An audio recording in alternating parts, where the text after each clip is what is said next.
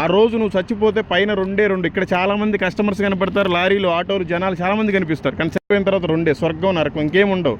నీ ప్రయాణం నరకం దగ్గరికి తీసుకుపోయిన తర్వాత నరకంలోకి వెళ్ళిపోమంటాడు ప్రభు.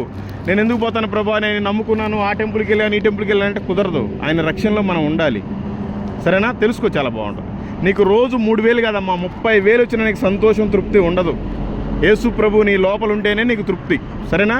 దేవుడు నిన్ను, నీ కుటుంబాన్ని దీవించి ఆశీర్వదించును గాక. ఆమేన్. జీవిత పయనం